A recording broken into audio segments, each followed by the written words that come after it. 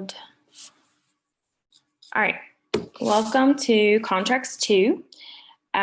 This class is going to be just a little bit different than what we went over in Contracts 1. I'm actually going to just let you guys kind of lead and let me fill in for you where you're having trouble. So anytime you have a question, if you have a question about any kind of contract, please just let me know, and I will go over it, whatever document that you're having issues with. If you don't know a certain document, if you just give me a scenario, then I can walk you through what document you might need. So we're talking about anything from listing side, buying side, counter offers, requests for repairs. I just kind of want to hear from what y'all want to know today, and that way I can steer you in the right direction. So you can either put it in the chat box or you can unmute yourself and tell me what you guys really need help with.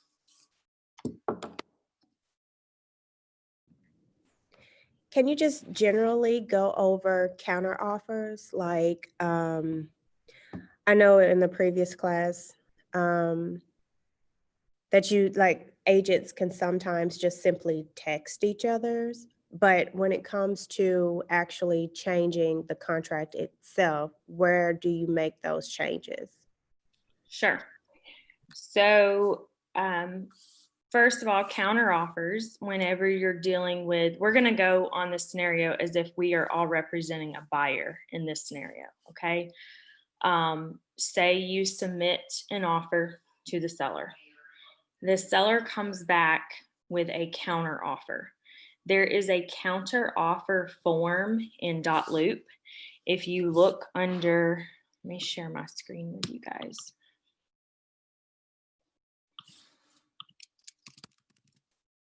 Come on, come on.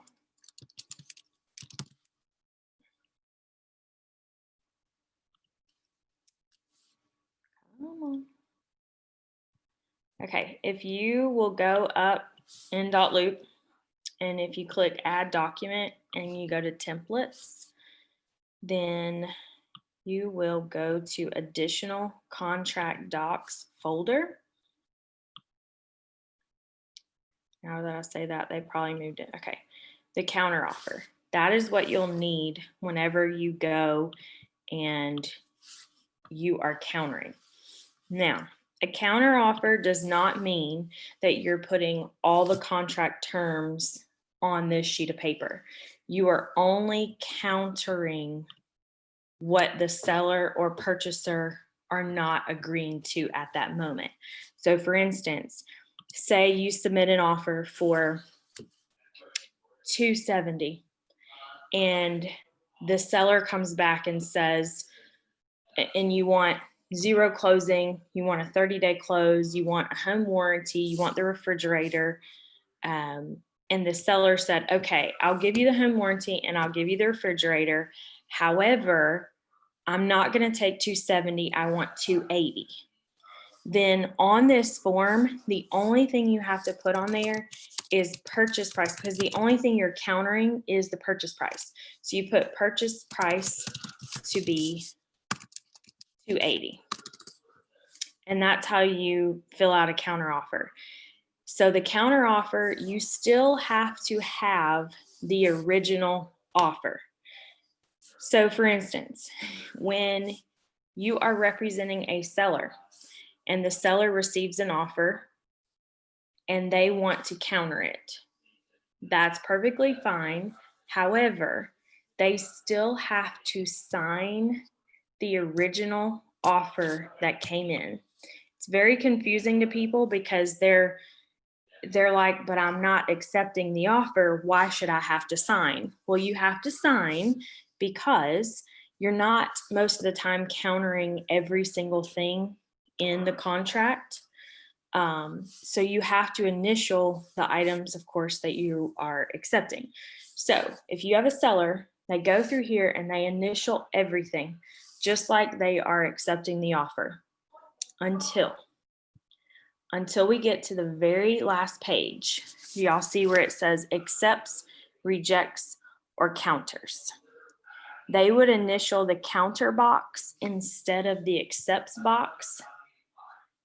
But at the end of the day, we still must have the original offer that was submitted signed.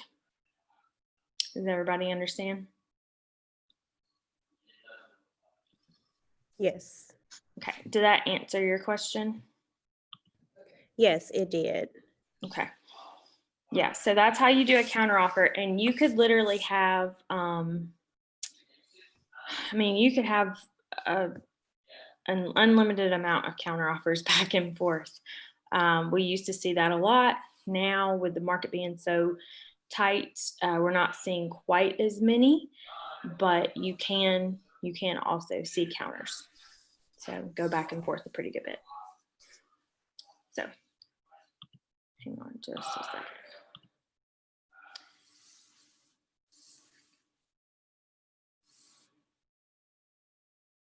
So the buyer can sign, Nina, the counter offer if you're accepting it at the 280. So if the seller sends them back a counter, they can absolutely sign that counter. Now, when a seller sends, so say you have a buyer that submits an offer, okay? Say the seller takes that offer and they counter it, okay? They send a counter offer back to the buyer. The buyer then has three choices. The buyer can accept the counter offer that was sent by signing accepts. They can counter the counter offer that was sent, or they can reject it and pull their offer. So they have three choices in order to move forward. But those are the three choices. So sometimes you will send a counter offer, and I've had this happen several times this year, that the seller will send a counter offer and the buyer, instead of even countering, they will just walk away. They're not even into it. So those are the three choices. But yes, you can, and let me go back and show you what that looks like. The counter offer can be initiated by either the buyer or the seller. So in this case, we're going to assume that the seller has initiated it, okay? The seller receives the right to accept any offer prior to purchaser's written acceptance of the counteroffer. So for instance, if the seller sends the counteroffer of 280 to the purchaser and the purchaser has not signed it yet, and the seller receives an offer for 285 and the seller signs it, they have full right to sign the 285 offer before this one is accepted by the purchaser. So just keep that in mind. But anyway, right here it says it's hereby executed by the undersigned in receipt of a copy. So you can either do counteroffer, or this is where they accept right here. So the seller, whoever is initiating the counter, whether it be the buyer or the seller, they sign the top, and then if they're going to accept it, they sign the bottom. If they're rejecting it, they have to initial the bottom.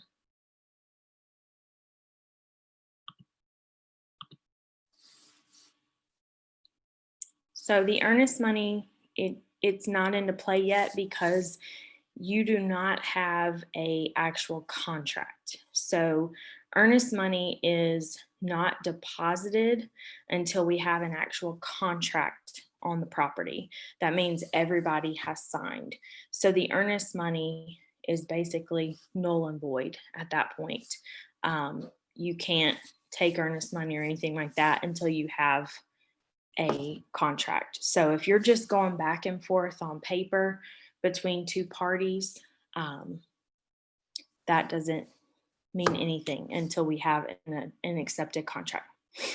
And also at the very bottom of this counteroffer, you'll see the finalized date.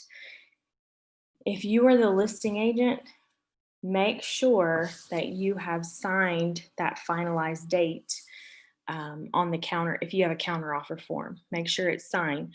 Otherwise, it could be thought that it's not truly legal binding by all parties. just FYI. Any other questions about the counteroffer form or how the process actually works?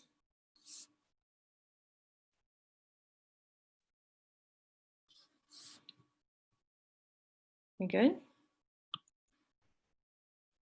All right, what other questions, what other forms can I go over for you guys that you might have questions on, or different scenarios that you might not exactly know how to handle? How long will the seller or buyer to accept her? Yeah, Jose, they can. So if the buyer does not put a time limit on that offer, the seller can absolutely hold an offer. It's not suggested, and the buyer could come back and withdraw their offer at any time. But unless there is a time frame on there, they can hold it. Now, a lot of times what we're seeing in today's market is we're seeing a house go active Wednesday or Thursday, and then the seller looks at all offers Sunday or Monday. And I always, when I'm submitting an offer for a buyer, I always ask that question, when are the seller's reviewing offers? You're not actually supposed to say that they're not looking at offers, because technically you are supposed to, as the agent, submit that offer to the seller as soon as it comes in. Yes, they can withdraw their offer prior to the time frame, absolutely can. They need to do it in writing, whether it be via email or text message, but you have to let the other agent know that they're withdrawing their offer even before the time frame is in. The reason we're not doing time frames right now very often with the buyer side is that a bunch of these sellers are just holding the house for 3 or 4 days, which they have right to. And so if you put 24 hours response and they know they're going to get multiple offers, they probably are just going to reject yours and not even look at it. But they can withdraw at any time. You accept when we go through the inspection process? Yes.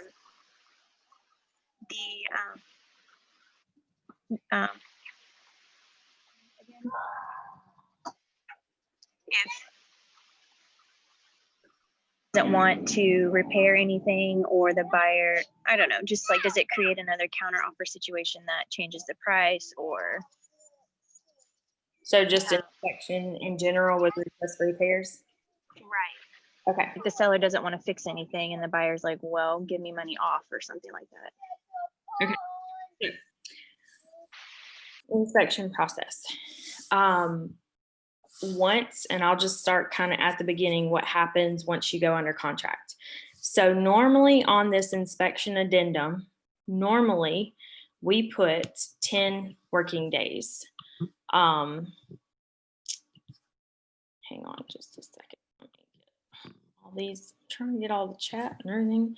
So right here, when we fill out the inspection addendum at his own expense and within blank working days, 10 to 15.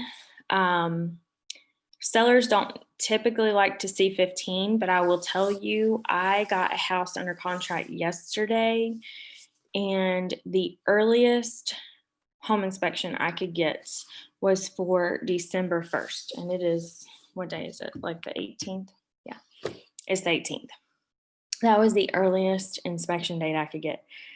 So be aware of the time of year. You might have to bump that out to 13 working days, depending on how long the closing is and everything. So first of all, you have 10 working days. Working days are Monday through Friday, and holidays do not count. Okay, so next Thursday for Thanksgiving, that does not count toward my inspection days. Okay, so December 1st is going to be day 9 instead of day 10. Yay, I get a day. But what happens is once you have your home inspection, then you have 3 working days as the buyer to submit a request for repairs. But let's talk about this for a minute. Say your home inspection is on a Wednesday. Say you do not get the report until Thursday morning. Thursday is when your days count. So Thursday would be day 1, Friday would be day 2, and the Monday would be day 3. So you technically have until that Monday at midnight to submit your request for repairs. Now, once you submit your request for repairs, the seller then has 3 working days to submit back to you, okay? So let's just say you submitted it to them on Monday. Their time frame is Tuesday, Wednesday, Thursday. So they could actually do Thursday at midnight back to you. Once they get back to you with a response or an acceptance of the request for repairs, your buyer then has 2 working days from that point to respond back to them. So your question about if a seller does not want to do the repairs and wants to give money off, be careful. It really depends on the type of loan for you to be able to do that. We are not in a situation nowadays where the lenders are really allowing allowances for repairs to be done. If it is an FHA or a VA, it very well could have to be done. There is no ifs, ands, or buts about it. The seller must do those repairs, depending on what they are. Now, it has to be health or safety related for VA, FHA, structural. But in conventional, you sometimes can get some sort of allowance.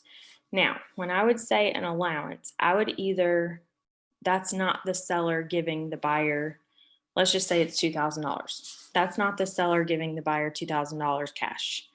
That is either going to need to be written up on an addendum that the seller is going to pay $2,000 of the buyer's closing cost, or $2,000 off the price of the house. It's going to need to come that way. But basically, there is a request for repairs form, and there is a response to the request for repairs form. And I'm about to show you that. Just a second. If you go to add document, and you go to template, and you go to that additional contract docs, pull this over there, then there is a response to the request for repairs. The response to the request for repairs is acting just like a counteroffer acts to a finance sales contract. It is the exact same thing. So for instance, you are only countering the items that the seller has an issue with, okay? So if they're okay, if you have 10 things on the list and they're okay doing 1, 3, and 5, then you counter it and put 1, 3, 5 is how they agreed to move forward. So it is a counter offer to the original request for repairs. Did that answer your question? Yes, thank you. Any other questions about request for repairs? Time frame, issues. Has anybody had request for repairs issues this year? I have. I had one where the repairs weren't completed by the closing date. Mm, So we had to do an escrow at closing for the repairs to be done. yeah. So, so when I told you guys Monday about a 30-day close, there's a few things that we need to talk about when we have a 30-day closing, because as you can tell, not only are we busy, contractors are busy, home inspectors are busy, lenders are busy. And so there are some cases that a 30-day close, by the time you use up, I mean, think about the days that you could actually use up in the contract time frame just by trying to get request for repairs done. Like, for instance, I have one that day 9 is December 1st. We're supposed to close December 15th. Well, we get the home inspection the 1st. Say I get the repair list to the seller by the 3rd. Say the seller takes till the 5th to get it back to me. And then they have to accept it as the buyer. Well, the buyer wants to counter one more time, and now we're at December 8th, and the seller has to get everything done before December 15th. Does everybody see that time frame? I mean, it could push a 30-day closing out. So in that instance, that was probably the right thing to do, is you can escrow the money. Some buyers are going to be pickier than others, and they will not move forward until the repairs are done. Also, if it's going back to that VA FHA, if it's a VA or FHA requirement repair that has to be done before closing, they will not let you close without it being done. So that's kind of why I was telling you guys, be aware of the 30 days. Because with everybody being so busy, we very well could need an extra week or two in there to get everything done, especially if it's going to be a house that's going to have a good bit of repairs on it. Anybody else? Y'all are quiet today. All right, what other issues are we having? What can we go over that you guys need help with as far as contracts or buyers or sellers?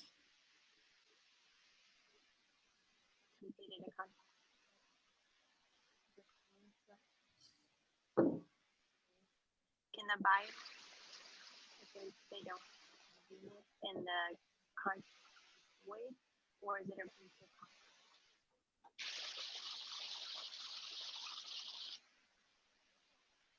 I didn't get that, Kayla. I'm sorry. You might have to put it in the chat or something.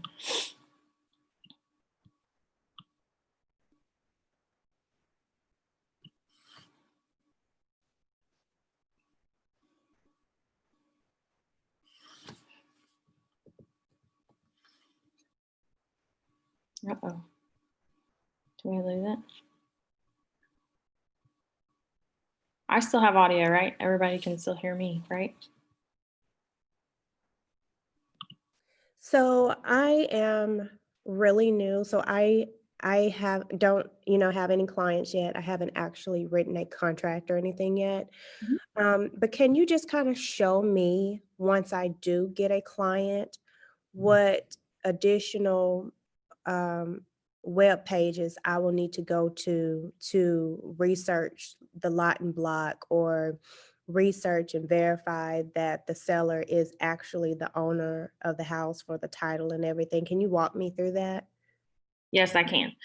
Let me get to Kayla's question in the chat box, and then I'll go to MLS and show you exactly where you go to find all that information. So hold just a second. Can the buyer walk away? That is a great question, Kayla. That is one thing that I definitely need to go over with everybody. The request for repairs works just like the counter offer does to the finance sales contract, okay? So you submit a request for repairs. Also, if you read the request for repairs, let me just go to it and read it to you guys so you are aware. And you might need, for your first few times in real estate, why am I going to request for repairs? I'm going to inspection and addendum.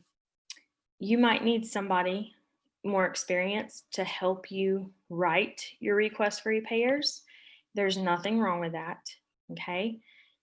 Just because it's on a home inspection from the inspector does not mean that the seller has to fix it, okay? There's a lot of things on home inspections that inspectors put on there as a reference. So for instance, interior doors rubbing when they close. Okay, could it be structural? Maybe. If the home inspector didn't tag it as structural or they weren't concerned about it, it was just a door rubbing, that is going to be probably considered cosmetic.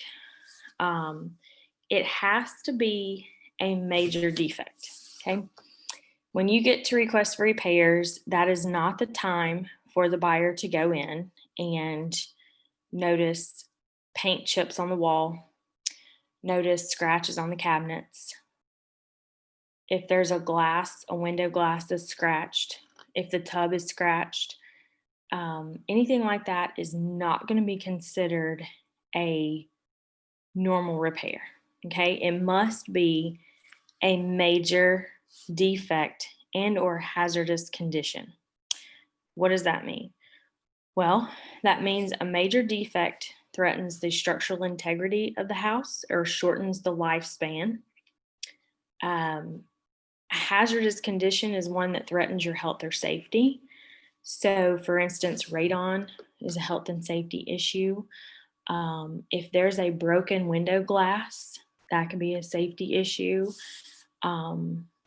Rotted wood is paragraph 4 item. Roof leak, that is something. Anything heating, cooling, plumbing, or electrical is going to be legit. What is not going to be legit is the fence is leaning and we want it replaced. That fence was leaning before you went under contract, so you cannot ask for that. So make sure that your buyer understands going into it. If there are cosmetic items that they are wanting to ask to be done, for instance, if they have vinyl flooring and it has peeled up on the edge, that does not necessarily mean something's wrong with it.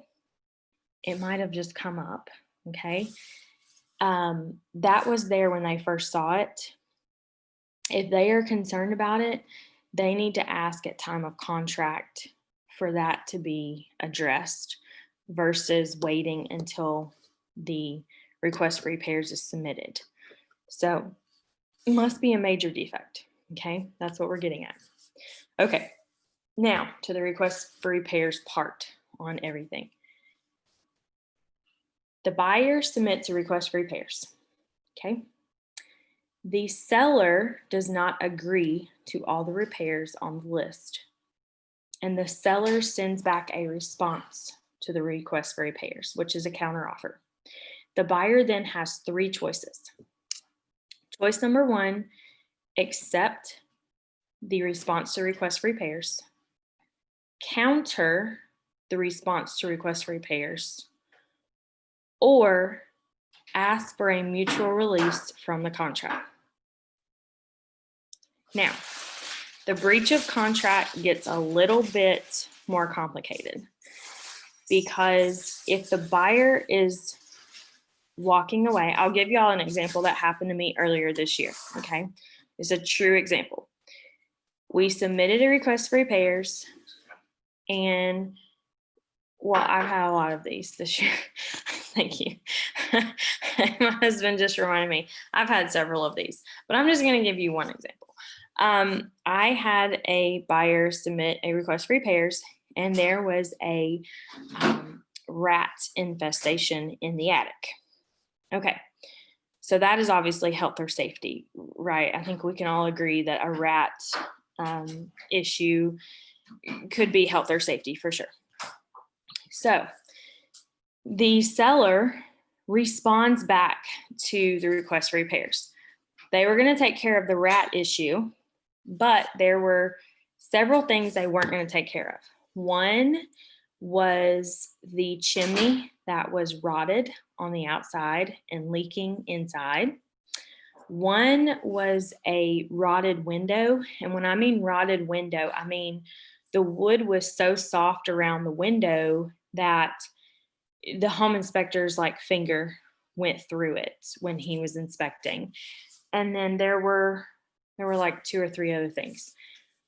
Okay, well, the seller took all 3 days to respond to this response to request for repairs, which is fine. They have the right to do. But during this 3 days, my buyer learned a little bit more about this rat infestation in the attic. And apparently they had long-term issues with rats because it was the house was right beside a drainage ditch. And so they had permanent rat traps placed around the property. So by the time the seller responded 3 days later, my buyer was just grossed out. There's just no other way to describe it. They were just grossed out. And the buyer, when they looked at the response to request for repairs and the seller had not agreed to everything that was paragraph 4, or it could have been a major health or safety issue, they decided to do a mutual release. Okay, not a problem. That's one of their 3 choices. Okay, we sent a mutual release. The seller refused to release the buyer from the contract because they said they were breaching the contract on issues that were not paragraph 4 issues. Now, that is when, number one, if you ever have a situation where you have a buyer that is wanting to get out of a contract, number one, the first thing that you do is pick up the phone and call Lisa or somebody on the ALC, me, anybody, and give us the scenario as to why they want to get out of the contract. Because in that situation, the buyer, we did end up getting out of the contract. It took several weeks, by the way. It was not a congratulations, we're going to let you out kind of thing. I mean, it was a this close to going to court thing. So, I mean, it was really bad, to be honest with you. And it was another Keller Williams agent on the other side in Huntsville, which really sucks whenever you have that, because you have to be careful because it is limited consensual dual agency at that point. So you're limited as to what you can actually advise your client to do. And this fingernail is driving me nuts, by the way. It won't come off. Anyway.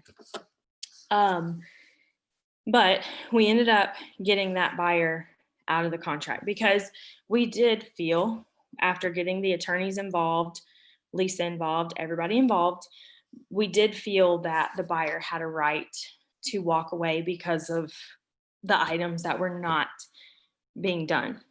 Okay. So that was the seller saying we were in breach, but the buyer ended up getting out of it. Okay. Now that's the first scenario. Second scenario that happened to me this year, and I'm not telling y'all this to like really scare you, because this is the first time in 11 years in real estate that I've actually had this many requests for repair issues come up.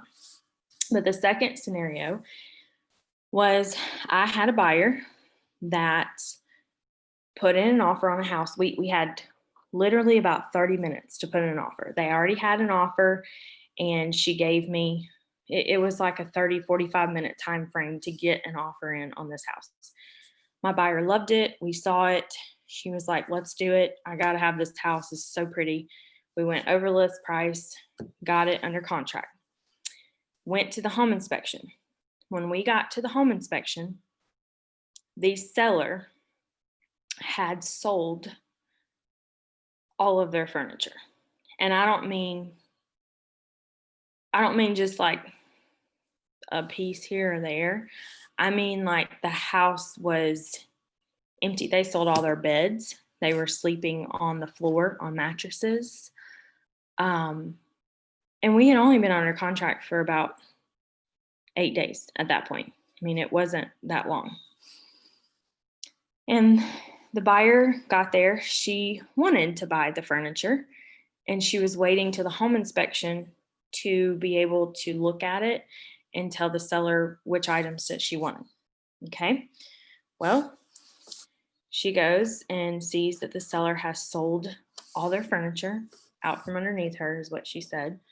The seller has full right. They don't have to sell their furniture to the buyer, but they still shouldn't sell their furniture before a home inspection, just FYI. So we went, the buyer was super upset. Then the home inspection was actually not bad. I mean, it wasn't a bad home inspection, but the house was like at the bottom of this hill. It's like it's the lowest point in the subdivision. So we knew that there was some water runoff issues going to happen. And the buyer was not happy about that, but we went to leave, and she walks in the front yard, and she almost falls down in the front yard, like almost falls down. And we found this trench that was dug in the front yard. And she was like, it was not professionally done. She said, can you please ask them why this is here? What happened? You know, it must be a water issue. Why is it here? So I contact the listing agent. The listing agent contacts the seller, and the seller said, quote, I cut it to prevent the water from pooling in the driveway so it would get away from the house. Okay, thank you for being honest. However, that just was enough for the buyer to be like, done, not doing it, don't want to even move forward.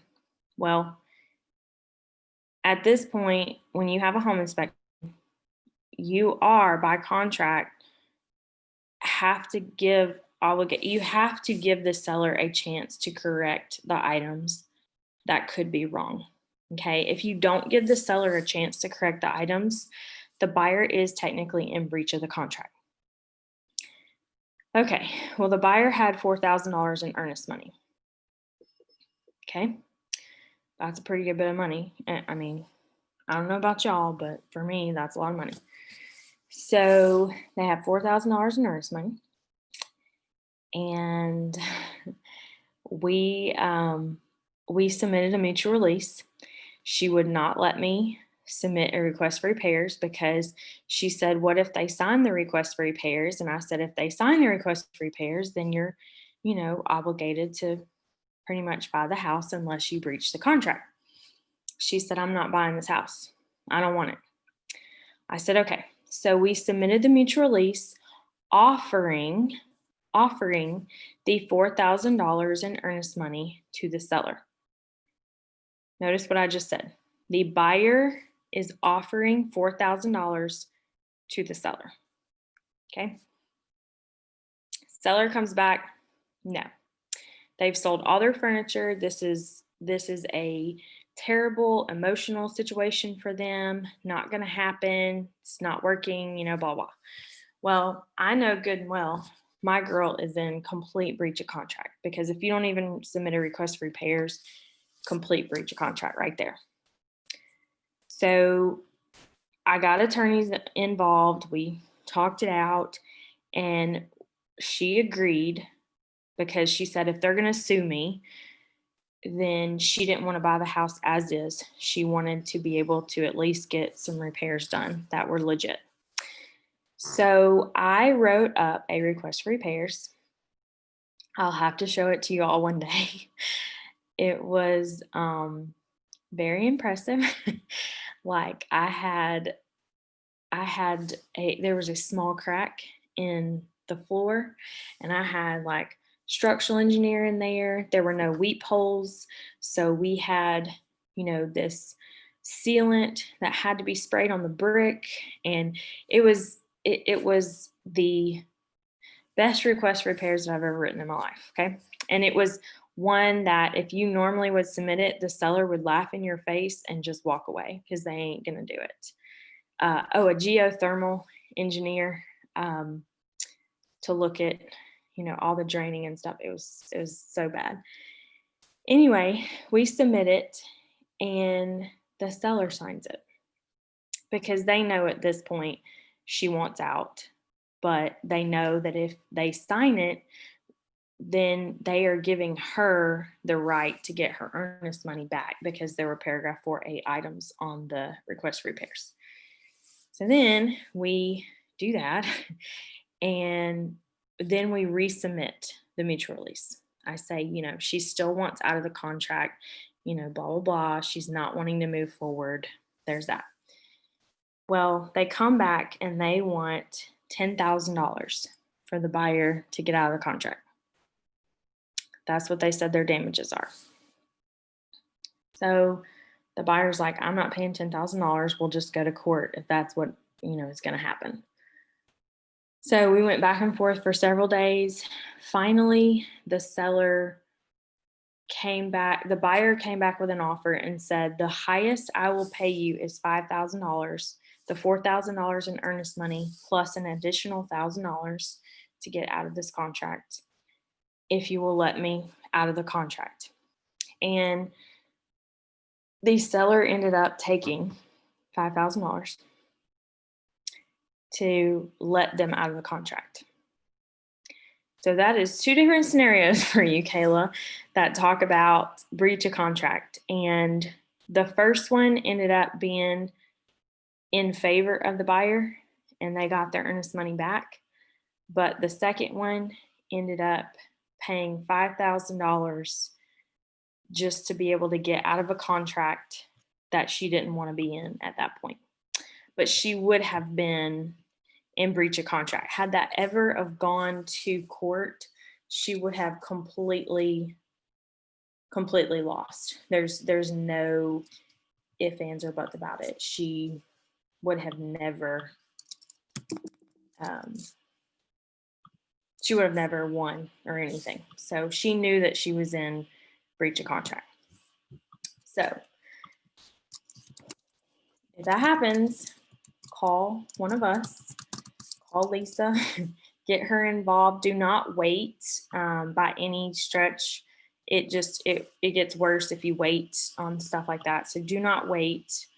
Please, please, please call. If you feel like you're going to have an issue, please, please, please let somebody know up front, or at least as soon as you feel like it's going to go south, at least let somebody know at that point. So there's my crazy real estate story. And I'm so glad y'all are still here and y'all have not run for the hills yet, because not all real estate transactions are that bad. So you will make it through it, I promise. All right, now, Valley MLS. So where do you go to find all this information that I was talking about? So you log in Valley MLS and you see the tax bracket right here. If you go to tax and you go down to Madison County, you can go to Limestone, Morgan, whichever county you're in. Madison's probably going to be your most used, or Limestone County. You hit accept. Okay, and then you can type in the address. So let's use this one for example. Type in the property address. And this brings up, if you hit this little button right here, it'll open the report for you. And it'll show you number one, it'll show you the lot and the block. So you just go, okay, lot 10, block 2. It shows you the lines 105 by 180. This is the house right here with the pool, and there's like a little outdoor kitchen right here. This is what it looks like on satellite. Tells you the owner information, their mailing address, all of that. That is where you would find the information to write an offer. That is where you would find the information. So, does that answer your question on that? Yes, thank you. Thank you. You're welcome. Does anybody have any other questions, or if you want to be bored anymore with all my real estate bad experience stories? I have a question. Mm-hmm. I'm not sure if it's a contracts question or not, but so I have a potential listing who his parents own the house, but they both passed away. And it's Oof. not in his name, but he has a letter from probate saying, I guess, that he is in Turns out charge he- of whatever. And I don't know, I mean, what do you do at that point? Okay, so the letter, have you looked it up in tax records to see what it shows? Yes, it shows his parents' name. Okay, give me the property address. Okay, it is, let me pull it, sorry.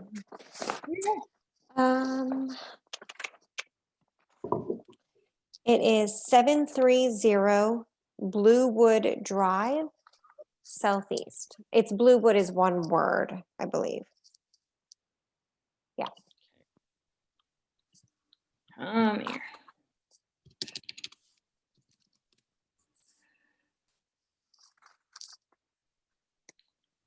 Okay. So it doesn't say a state of or anything. No.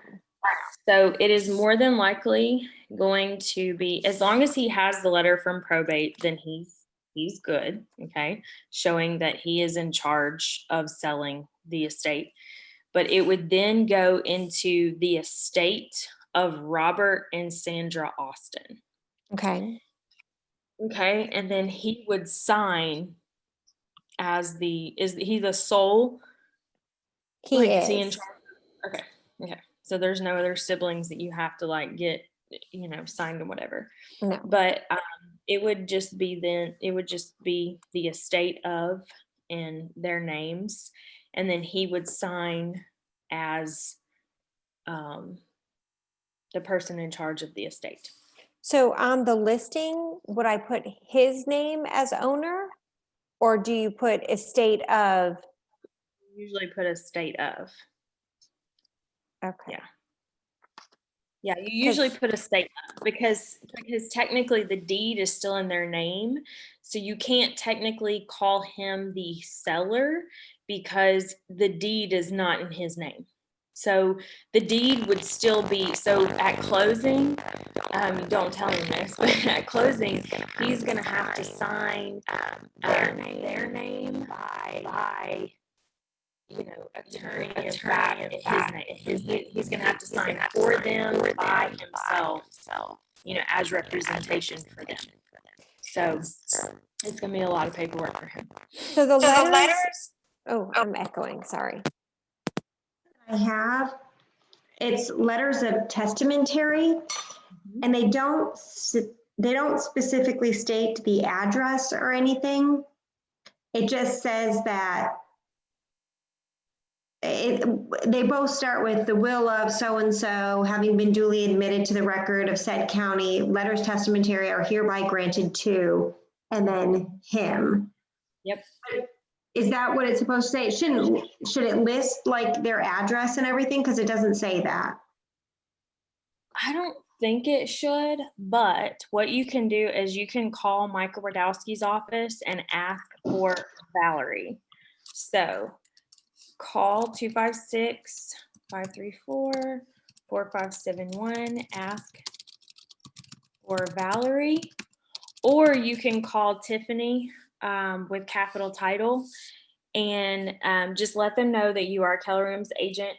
We hold Radowski on retainer, So anytime you have a question about anything like that, you can call and ask them, and they'll answer it. But they would be the ones to call and ask to make sure that you've got all the right paperwork in order to list it. And they would be, I still think they're going to probably want it in the estate of, but I could be wrong. I mean, they might want it just in his name, but I would double check that before you sell it or before you Okay. list.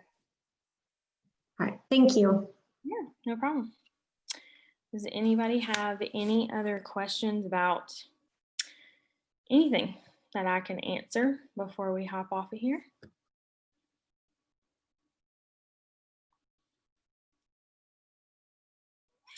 I hope you learned something. At least learn what not to do, if nothing else. But if y'all have any questions, please let me know. We will probably not have a December contract class. We will probably just hold it until the end of January. Yes, you can have my contact information. I'll put it in the chat box. My cell phone number and then my email address. Just know that I will be out a good bit in December. I'm having a baby on the 11th. So I will be back in January at some time. So we'll probably pick up contracts in January. But if y'all have any questions at all, you feel free to text me, call me, or email me anytime. Thank you. I do not mind whatsoever. So if you need me to look over a contract for you that you're writing, please let me know and you can add me to the loop and I would be more than happy to add, my commentary on what you should and should not do. So, but I hope you learned something. I'm gonna stop sharing now. And then does anybody have any other questions that I can answer before we hop off of here? Anything else at all?